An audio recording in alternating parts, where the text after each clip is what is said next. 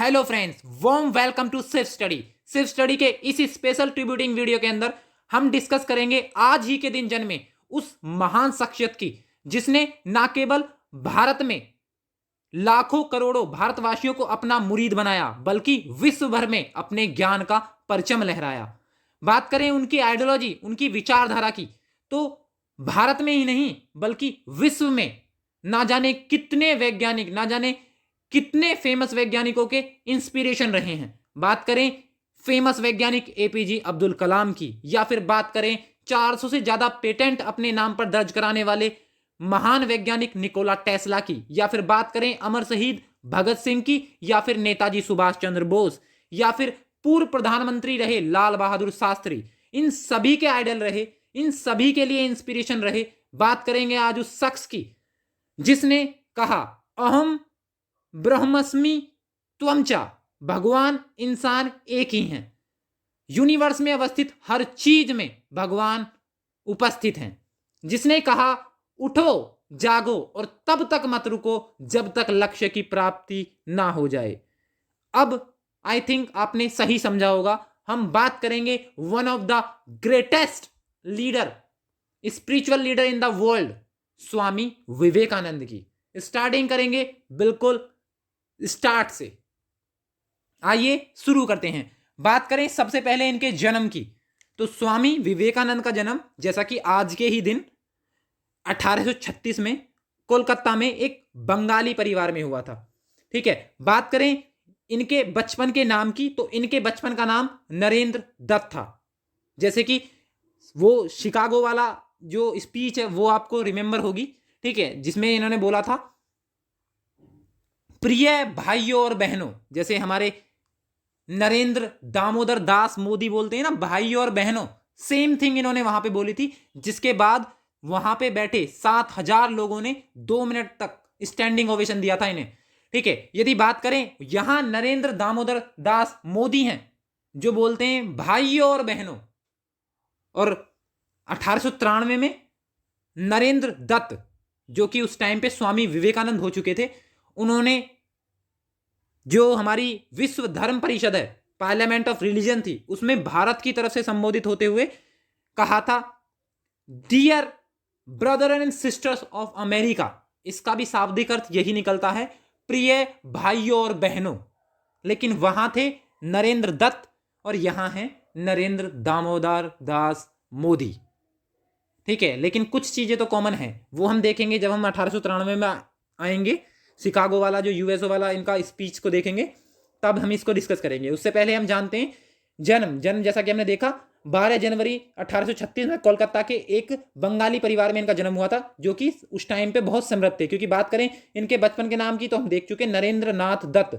बात करें इनकी माता जिनका नाम था भुवनेश्वरी देवी, वो इन्हें प्रेम से वीरेश्वर कहकर पुकारती थी। बात करें इनके पिता जो कि विश्वनाथ दत्त थे, ठीक है, वो बहुत सारी भाषाओं के ज्ञानी थे, जैसे पारसी हो गई, संस्कृत हो गई, हिंदी हो गई, इंग्लिश हो गई। स्टार्टिंग में तो इंग्लिश के बिल्कुल खिलाफ थे, लेकिन बाद में जैसे जैसे जैसे जैसे इन्होंने अपने जो स्टडी है उन पे वर्क किया, काम किया, बाद में इन्हें भी बहुत सारी भाषाओं का ज्ञान हुआ। जैसे हमारी पर्शियन हो गई, मतलब फारसी हो गई, या फिर हमारा पारसी, या फिर हिंदी, इंग्लिश, संस्कृत। ठीक है, इन्हें बहुत सारी लैंग्वेज का क्या हो गया, धीरे धीरे बाद में ज्ञान हो गया। यदि बात करें इनके दादा, तो इनके दादा का नाम था दुर्गा चरण दत्त, जो कि फारसी और संस्कृत के ज्ञाता थे।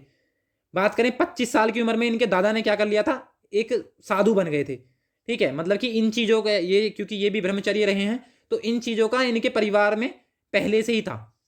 ठीक है, क्योंकि इनके दादा 25 साल बाद साधु बन गए थे। ठीक है, बाद में इन्होंने भी स्पिरिचुअलिटी को चुना। बात करें इनके पिता, तो वो वकील थे, एडवोकेट थे। ठीक है, तो मतलब कि एक बहुत ही रिच फैमिली से बिलोंग करते थे। वो बात अलग है कि इनकी पिता की मृत्यु के बाद इनके जो कंडीशन है वो थोड़ी नाजुक हो जाती है। बात करें इनके भाई की, तो इनके भाई का नाम था भूपेंद्र नाथ दत्त, क्योंकि ये इनकी फैमिली शुरू से ही ऐसी रही है जो कि गरीब अमीर, छोटा बड़ा, ऊंच नीच, इसके भेदभाव से बिल्कुल परे रही है। ठीक है, और यदि बात करें तो इनकी फैमिली शुरू से ही, स्टार्टिंग से ही गरीबों में दान करना, ठीक है, जो दुखियारा है उसकी मदद करना, इन सब चीज़ों में पहले से ही इनका कंट्रीब्यूशन अच्छा रहा है पूरी इनकी फैमिली का। ठीक है, तो उसमें इन्होंने किया है। यदि बात करें जब इनके पिता जो कि विश्वनाथ दत्त थे, इनका निधन हुआ 1884 में। ठीक है, तो उसके बाद इनकी घर की जो आर्थिक दशा है वो खराब हो जाएगी, लेकिन अभी तक जो भी है जैसा भी है सब कुछ अच्छे से चल रहा है।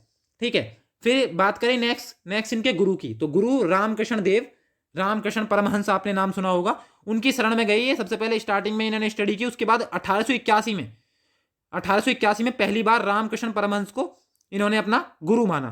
ठीक है, फिर उसके बाद सबसे पहला झटका इन्हें अपनी लाइफ में मिला जब 1884 में इनके पिता विश्वनाथ दत्त का निधन हो गया और घर की जो आर्थिक दशा थी वो बुरी तरह से खराब हो गई। मतलब कि उस टाइम पे इन्होंने दुख दर्द गरीबी को खुद से झेला। ठीक है, यदि बात करें उसके बाद प्रारंभिक शिक्षा, यदि इनकी बात करें तो प्रारंभिक शिक्षा जैसे कि हम जानते हैं इनका जन्म हुआ 1863 में। ठीक है, जो शिकागो वाला जो इनका स्पीच है वो 1893 में हुआ था। इसका मतलब लगभग 30 साल बाद, मतलब यदि 60 की बात करें तो वो 83 में 1883 में हुआ था, लगभग 20 साल बाद। मतलब जिस टाइम पे इन्होंने स्पीच दी थी 20 साल के थे। मतलब कि जिस कंडीशन में हम आज खाट में पड़े हुए बोलते हैं मम्मी चाय, उस टाइम पे वो विश्व के सबसे बड़े स्टेज पे, धर्म स्टेज पे, मतलब कि विश्व धर्म परिषद में, मतलब पार्लियामेंट ऑफ रिलीजन्स में पूरे देश का संबोधन कर रहे थे 20 साल की एज में। ठीक है, तो बात करें 1863 में इन्होंने पहली स्पीच दी, वो हम देखेंगे।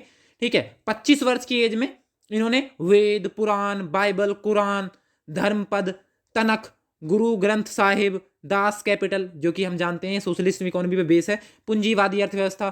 ठीक है, बात करें राजनीति शास्त्र या फिर संगीत के तमाम तरह के विचारधाराओं को घोट के पी लिया था 25 साल की एज में। ठीक है, और जैसे कि हमने देखा अभी 20 साल की एज में इन्होंने भाषण भी, स्पीच भी दी है। ठीक है, और 1881 में अपना गुरु बना लिया, किसको? रामकृष्ण परमहंस को।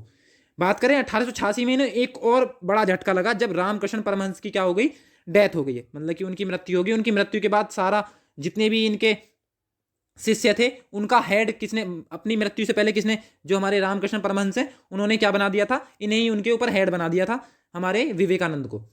ठीक है, तो 23 वर्ष की आयु में जो हमारा ब्राह्मगढ़ है, ब्राह्मनगर है, उसमें मठ की स्थापना कर दी हमारे किसने? हमारे विवेकानंद ने। ठीक है, और यदि बात करें इनकी स्पीच की, जैसे कि स्पीच के बारे में हमने बहुत सुना है, ठीक है, मेन जो ख्याति मिले इन्हें, ठीक है, वो उस स्पीच के बाद ही मिली है। इनका कहना था कोई भी लक्ष्य मनुष्य के साहस से बड़ा नहीं है, हारा तो वही है जो लड़ा नहीं है। ठीक है, ये कोट्स हमने सुना भी होगा बहुत बार, बहुत सारी चीज़ें इनसे रिलेट करती हैं यहाँ पे। यदि बात करें इन्होंने जो पहली स्पीच दी अपनी शिकागो यूएसए में भाषण दिया, जो स्पीच दिया हमारा विश्व धर्म परिषद, मतलब कि पार्लियामेंट ऑफ रिलीजन्स के अंदर, ठीक है, उनसे इन्हें बहुत ज़्यादा ख्याति मिली, जो कि बात है 11 सितंबर 1893 की। ठीक है, वहाँ पे इन्होंने स्पीच दी, जैसा कि मैंने अभी बताया, इन्होंने अपनी स्टार्टिंग करी, प्रिय भाइयों और बहनों, या फिर बोल सकते हैं अमेरिका के भाइयों और बहनों, मतलब कि dear brothers and sisters of America, इससे उन्होंने स्टार्ट की। उसके बाद इन्होंने बोलना स्टार्ट किया। सबसे पहले बोला इन्होंने, जैसे आपके इस स्नेहपूर्ण और जोरदार स्वागत से मेरा हृदय अपार हर्ष से भर गया है। मैं आप सभी को दुनिया के सबसे पुराने संत परंपरा की ओर से शुक्रिया करता हूं। आपको सभी धर्मों की जननी की तरफ से धन्यवाद देता हूं। मैं उन लोगों का भी धन्यवाद करता हूं जिन्होंने इस मंच का उपयोग करते हुए यह कहा कि सहनशीलता और सहिष्णुता का विचार सदूर पूर्वी देशों से आया है, या कह सकते हैं सदूर का विचार सदूर देशों में भी भारत से आया है। ठीक है, उनका भी धन्यवाद। तो बहुत सारी बातें बोली इन्होंने इसके अंदर, जैसे कि पार्शियन को भी, हम जो पर्शियन है हमारे, उन्हें आज भी हम अपने यहाँ पे जगह देते हैं। बात करें इजराइल की, हमने हेल्प की है। ठीक है, वो सारी चीज़ें, मतलब कि हम सार्वभौमिक है, एक तरीके से सार्वभौमिक भी हैं, और सबको, जितने भी धर्म है उन्हें इक्वल ट्रीट करते हैं। हमारा कोई धर्म नहीं है। जो भी चीज़ें इन्होंने अपनी स्पीच के अंदर बोली, उसके बाद सुनने के बाद इन्हें 2 मिनट का स्टैंडिंग ओवेशन भी दिया गया, वहां बैठे 7000 लोगों ने। ठीक है, तो उसके बाद फेमस हो गए। कभी उस टाइम पे ये तो जो इनके शिष्य थे उन्हें भी नहीं लग रहा था, जो जिस नरेंद्र की बात कर रहे हैं, जिस नरेंद्र दत्त की बात कर रहे हैं, वो वही हैं जो हमारे गुरु हैं, या किसी और की बात कर रहे हैं। इतनी ख्याति मिल गई थी उस स्पीच के बाद इन्हें। ठीक है, बात करें इन्हीं का एक और कोट्स है हमारा, जिसमें ये बोलते हैं, let us work without desire for name और फेम और rule over the things. Let us be free from triple bonds of lust, greed of gain और एंगर।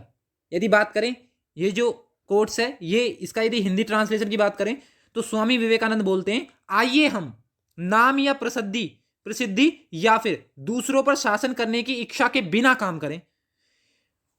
आइए हम काम, लाभ और लालच और क्रोध से, त्रिबंदी से मुक्त हो, और यह सच्चाई हमारे साथ है। ठीक है, मतलब कि ये कोट्स भी उन्होंने बोला, जिसमें सच्चाई के बारे में तो आप जानते हो। यदि मैं यहां पे एक चीज ऐड करना चाहूं तो सच को तमीज ही नहीं बात करने की, झूठ को देखो कितना मीठा बोलता है। ठीक है, मतलब कि यदि बात करें इसके अंदर तो इन्होंने सबसे ज्यादा किस पे प्रायोरिटी दी, desire, without any desire, name fame को फोकस में ना रखते हुए, किसी पे भी रूल ना करते हुए, रूल ओवर द थिंग्स। ठीक है, और जो ट्रिपल बॉन्ड है हमारे, ट्रिपल बॉन्ड, उनसे मुक्ति की बात करिए, जैसे लस्ट हो गया मतलब कि काम, ग्रीड ऑफ गेन हो गई मतलब कि हमारी जो लालच, एक तरीके से लाभ और लालच। ठीक है, और बात करें यदि एंगर मतलब कि क्रोध, तो इन ये जो त्रि बॉन्ड है, मतलब कि जो ट्रिपल बॉन्ड है, त्रिबंध है, इनसे मुक्ति की बात कही है। ठीक है, अब यदि बात करें, इन्होंने ये बात भी इसी टाइम पे की थी। यदि बात करें 8 साल, जैसे कि आते हैं हम अपने पॉइंट पे, 8 साल की उम्र में 1871 में ईश्वर चंद्र विद्यासागर मेट्रोपॉलिटन संस्था में दाखिला लिया। फिर उसके बाद इनकी रुचि, जैसा कि मैंने बताया, हिंदी शास्त्रों में थी। बात करें स्पेंसर की किताब एजुकेशन, जो कि 1860 में पब्लिश हुई थी, उसका इन्होंने बंगाली अनुवाद भी किया, क्योंकि इनका जन्म कोलकाता में हुआ था, बंगाली परिवार से बिलोंग करते थे, उस पर अच्छी पकड़ थी बंगाली भाषा पे। बात करें आध्यात्मिक शिक्षुता, ये ब्रह्म समाज का प्रभाव था, लेकिन ब्रह्म समाज से भी ये पूरी तरीके से सेटिस्फाई नहीं हो पाए थे। ठीक है, तो बाद में जाके बहुत सारी चीजें ऐसी थी जो, जैसे कि चित्त, जो इनका चित्त है उसको संतोष नहीं मिला ब्रह्म समाज से, फिर ये वेदांत में भी आएंगे। ठीक है, बहुत सारी चीजें बौद्ध की भी अपनाएंगे। ठीक है, बौद्ध को तो ये अपना आइडल ही मानते थे एक तरीके से। ठीक है, यदि बात करें इसी में ही, तो फिर क्या हुआ, ब्रह्म समाज का प्रभाव है इन पर। यदि बात करें रामकृष्ण मठ की, रामकृष्ण मिशन की स्थापना 1897 में, डिफरेंट एग्जाम में ये भी पूछा जाता है। बात करें वेदांत सोसाइटी की नींव भी किसने रखी, हमारे स्वामी विवेकानंद ने। यही कहते हैं खुद को कमजोर समझना सबसे बड़ा पाप है, खुद को कमजोर समझना सबसे बड़ा पाप है। क्योंकि यदि बात करें हम इसमें कुछ चीजें ऐड करने की कोशिश करें, तो मैं जानता हूं कि मैं कुछ तो हूं, क्योंकि वो कोई भी चीज बेकार नहीं बनाता। ठीक है, मैं जानता हूं कि मैं कुछ तो हूं, क्योंकि वो कोई भी चीज बेकार नहीं बनाता। ठीक है, बात करें, इन्होंने बहुत सारी चीजों को नकारा भी है अपनी लाइफ में। ठीक है, जो धर्म से रिलेटेड है, जैसे मान लिया जो ये प्रीस्ट क्राफ्ट है, मतलब कि जो हमारे धर्म के ठेकेदार हैं, इस चीज को भी नकारा है। ठीक है, जो भी हमारे ये गुरु साधु वगैरह होते हैं, इन्हें। बात करें सुपरस्टिशन, मतलब कि जो हमारा जो अंधविश्वास है, इसको भी नकारा है। Food code, dress code, cow worship, ठीक है, इसके भी ये खिलाफ रहे हैं। यदि बात करें किसके पक्ष में रहे हैं, मतलब कि किन चीजों को ये मानते हैं कि ये जो हमारा रियल हिंदुइज्म है उसके अंदर आता है, जैसे जैसे जीनोफोबिया हो गया, कास्टिज्म हो गया, रेसिज्म हो गया, सेक्सिज्म हो गया, इन चीजों को तो उन्होंने पूरी तरीके से नकारा है। और किस चीज को सपोर्ट करते हैं, जैसे सिंपैथी हो गई, इक्वलिटी हो गई, कंपैशन हो गया, लिबर्टी हो गई, यूनिवर्सलिज्म हो गया। ठीक है, तो इन चीजों को क्या इन्होंने बोला है, अहम ब्रह्मस्मि त्वम च, मतलब कि भगवान इंसान एक ही है। मतलब कि यूनिवर्स में अवस्थित जो भी चीजें हैं, जो भी वस्तु है, चाहे वो मटर का दाना हो, चाहे वो हेलीकॉप्टर हो, हर चीज में भगवान विद्वान है, ये कहना भी इन्हीं का ही है। ठीक है, यदि बात करें उसके बाद इनकी, हमने देख लिया कि स्थापना जो रामकृष्ण मठ है, रामकृष्ण मिशन 1897 में उसकी स्थापना की। बात करें वेदांत सोसाइटी की नींव भी किसने रखी, हमारे विवेकानंद। बात करें अमेरिका में शिकागो में विश्व धार्मिक सम्मेलन में भारत का हिंदुत्व का प्रतिनिधित्व किया, क्या बोला वो हमने देख लिया। ठीक है, यदि बात करें जो इनकी स्पीच थी, उसमें जो जो चीजें उन्होंने बोली वो क्या थी, वो 1893 में इतनी विख्यात हुई, जो उस टाइम के न्यूज आर्टिकल्स थे, न्यूज़पेपर थे, सब में बहुत बुरी तरह से छपी। उसके बाद इन्होंने थोड़ा बहुत अपना पैसा कमाने के लिए इन्होंने जगह जगह जगह जगह, जैसे वॉशिंगटन हो गया, शिकागो हो गया, डिफरेंट जो स्टेट्स हैं हमारे यूएसए के, वहां पे इन्होंने क्या दिया, स्पीच दी, ताकि कुछ पैसा आ जाए। ठीक है, क्योंकि उस टाइम पे इनकी कंडीशन जो थी वो बहुत ही कमजोर चल रही थी। ठीक है, फैमिली कंडीशन। बात करें रामकृष्ण मिशन के वैचारिक आधार क्या था, वो था वेदांत दर्शन। ठीक है, और यथा ईश्वर निराकार है। ठीक है, ये चीज भी किसने बोली थी, हमारे स्वामी विवेकानंद ने। उसके बाद बात करें कुछ कोट्स हैं जो बहुत फेमस हुए, जिनसे आज से बहुत साल पहले भी लोग सीख रहे थे, और आज भी सबके लिए इंस्पिरेशन है ये। ठीक है, बात करें पहला जो फेमस है, एग्जाम्स के पॉइंट ऑफ व्यू से भी और वैसे भी सब जानते हैं। तो इन्होंने बोला था उठो जागो और तब तक मत रुको जब तक लक्ष्य की प्राप्ति ना हो जाए। उसके बाद दूसरे कोट्स की बात करें इनकी, तो इन्होंने ही कहा था किसी दिन जब आपके सामने कोई समस्या ना आए आप सुनिश्चित हो जाएं कि आप गलत मार्ग पर चल रहे हैं। इन्होंने यही कहा, मतलब कि यदि आप सही मार्ग पे हो, ठीक है, तो समझ जाओ, मतलब मान लिया जैसे कि नॉर्मल तरीके से हम जानते हैं, यदि लोग आपको कहने लगे कि एक पर्टिकुलर काम के प्रति पागल है बिल्कुल, ठीक है, इसे तो इसके अलावा जैसे मान लिया खेल के प्रति बोले, तो आपसे बोलने लगे कोई कि ये तो बस पूरे दिन से कुछ नहीं दिखाई देता, बस खेल खेल खेल खेल, ठीक है, या फिर ये बोलने लगा कोई कि पढ़ाई, ये तो पढ़ाई के प्रति पागल हो गया, तो समझ जाओ तो आप बिल्कुल सही ट्रैक पर हो। और यदि आपसे कोई कुछ बोल ही नहीं रहा, आपके रास्ते में कोई डिफिकल्टीज नहीं है, ठीक है, कोई भी प्रॉब्लम्स नहीं है, तो समझ जाओ आप गलत ट्रैक पर हो। यही चीज बोली थी स्वामी विवेकानंद ने। उन्होंने बोला था किसी दिन जब आपके सामने कोई समस्या ना आए आप सुनिश्चित हो सकते हैं कि आप गलत मार्ग पर चल रहे हैं, क्योंकि यदि सही मार्ग पर चल रहे हो तो समस्या तो आनी है, डिफिकल्टीज तो आनी है, उनसे सीखना। किसी महान व्यक्ति ने कहा है कि experience comes from bad experience and success come from experience. मतलब कि जो अनुभव है वो हमारे बुरे अनुभवों से आता है, और वो तब आएंगे जब हम कुछ नया ट्राई करेंगे, जब हम कुछ करने की कोशिश करेंगे, ठीक है। और यदि बात करें सक्सेस, सफलता हमें तब प्राप्त होगी, सफलता किससे प्राप्त होगी, हमारे अनुभव हैं उनसे। जब हमें अनुभव आ जाएगा उसके बाद हमें सफलता मिल जाएगी। मतलब कि बैड जो हमारा एक्सपीरियंस है comes from bad experience and success come from experience, ठीक है। और बात करें नाम और पहचान भले ही छोटा हो मगर अपनी होनी चाहिए, ये भी किसने कहा है, हमारे स्वामी विवेकानंद ने। उनके बाद एक और कोट्स इनका फेमस है, तुम्हें कोई पढ़ा नहीं सकता, कोई आध्यात्मिक नहीं बना सकता, तुमको सब कुछ खुद अंदर से सीखना है, आत्मा से अच्छा कोई शिक्षक नहीं होता, ठीक है। ये चीज भी हर किसी के जीवन में एप्लीकेबल है। बात करें गौतम बुद्ध ने भी लगभग मिलती जुलती बात कही। उन्होंने कहा कि आपको कोई पढ़ा नहीं सकता, कोई आध्यात्मिक नहीं बना सकता जब तक आप खुद नहीं चाहते, खुद से नहीं करना चाहते, ठीक है। वही सेम चीजें इन्होंने भी, क्योंकि इनके भी ये इंस्पिरेशन थे बहुत बड़े बौद्ध, गौतम बुद्ध। तो जो चीज उन्होंने कही है वो सेम मिलती जुलती बात इन्होंने कही है कि तुम्हें कोई पढ़ा नहीं सकता, कोई आध्यात्मिक नहीं बना सकता, तुमको सब कुछ खुद अंदर से सीखना है, आत्मा से अच्छा कोई शिक्षक नहीं। यदि बात करें जैसे मान लिया हम मेडिटेशन कर रहे हैं या फिर पढ़ रहे हैं, ठीक है, एक शिक्षक आपको क्या कर सकता है, बस गाइड कर सकता है, डायरेक्शन बता सकता है, ठीक है, कि इस डायरेक्शन में जाना है और इतना है। मतलब एक तरीके से ये मानो कि मान लिया आपको तो पता है समुद्र भरा हुआ है पानी से, और आपको चाहिए मान लिया एक पॉट ऑफ वाटर, ठीक है, तो इसका मतलब क्या होगा, वो एक जो पॉट है उसे भर के आपको पानी प्रोवाइड कर देगा टीचर, बस कि इसे पी लो और आपका काम हो जाएगा। लेकिन वो पीना भी आपको है, अपने लिए अपनी सक्सेस को अचीव करने के लिए काम भी आपको करना है, बस गाइड करने का, चीज़ों को कलेक्ट करके देने का काम हमारा एक अध्यापक का होता है। बाकी लाइफ में जो भी करना है, जैसा भी करना है, करना तो आपको ही है, ठीक है। तो ये कुछ फेमस कोट्स थे जो हमारे स्वामी विवेकानंद की लाइफ से लिए हुए हैं, ठीक है।